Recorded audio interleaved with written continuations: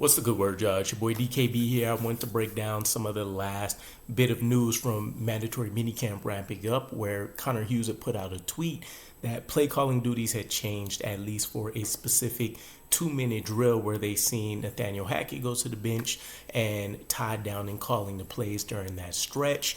This was explained away when Connor Hughes followed up and mentioned that this occurred on both sides of the ball. I don't know who replaced Jeff Ulbrich defensively, but you can say it was most likely probably Mike Rutenberg, the linebackers coach, or maybe somebody like Tony Oden, cornerbacks coach. But this did, it created enough of a stir. And from my specific point of view, when I look at this, I don't read into this a ton, right? I know there was all of the hoopla earlier on in the offseason about the New York Jets searching to replace Nathaniel Hackett, if you will, and it's not a true replacement, right? They wanted to really hide him within the coaching staff, but they were looking for some kind of senior advisor, right, a la the Greg Knapp role, to assist with formulating this second-year offense that Aaron Rodgers will be running. Ultimately, nobody wanted to take the job, and while I think we do have a lot of great pieces on the roster, you can look at Joe Douglas as being above average GM in my opinion, there wasn't enough job security, and I think that was the number one thing. Everything else that you can kind of work around, having a Hall of Fame quarterback, regardless of circus issues and all that kind of stuff. Not too much of a deal. You have a potential quarterback of the future in Jordan Travis, who you don't have to be fully committed to as a day 3 pick. Then you take a look at all the star power throughout: Breece Hall, Garrett Wilson, young guys all on the line, Hall of Famers on the line, Pro Bowl, all pro caliber guys.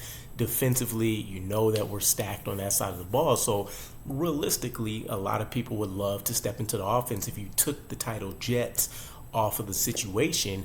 But it does let me know that we are continuing to prepare for the worst case scenario. And this is the way that I do envision this happening, right? From what I was able to tell, this isn't necessarily a unique situation to the New York Jets.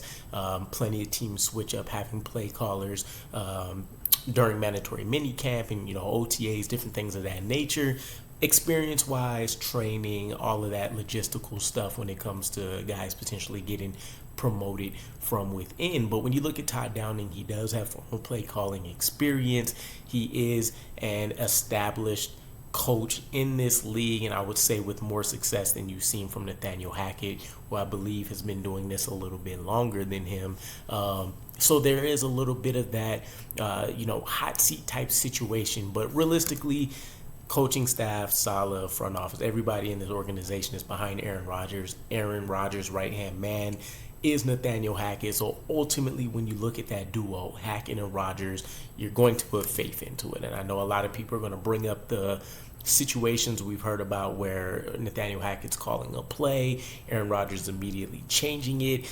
Even that, if you don't feed into the initial, emotional trauma of it all, when you have a quarterback as trusted as Aaron Rodgers, the Tom Brady's, the Aaron Rodgers of the world, the Drew Breeses and things, yes, you're still an OC, you're going to call a play out there, but ultimately they essentially, I don't know if free reign is the right word, right? But they are the general manager, not general manager, they are the generals out there, field generals, when they go out there. So they ultimately can go in, they have a number of plays they can check into, full audibility, I don't think that's a word, full ability to audible to whatever it is they want to run versus pass, all that good stuff. We don't see it enough this day and age because quarterbacks are flaming out quicker and quicker as they're, throwing guys into the fire right out the gate.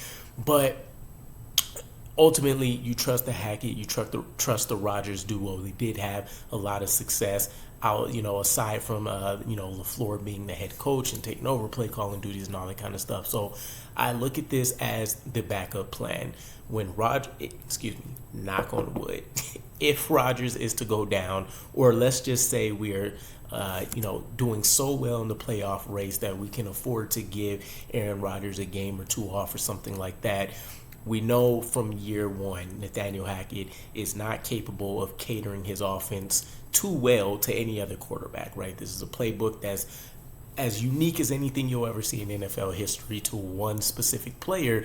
And you can argue, did he have the other guys to, fully utilize the scheme in the same way, yada, yada. Doesn't matter.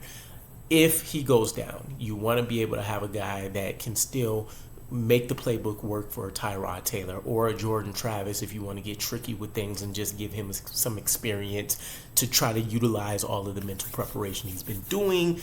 Nathaniel Hackett may not be that guy from a play calling standpoint. Let him go out there and coach him up in between reps and stuff like that.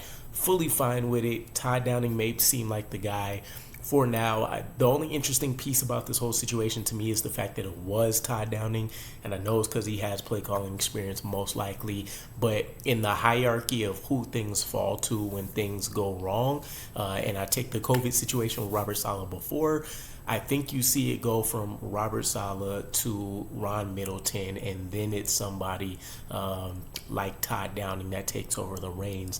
For example, if Saleh ever had to step away or he got fired mid-season or anything like that. So we'll see what that looks like. Maybe it comes up during training camp. Maybe it doesn't.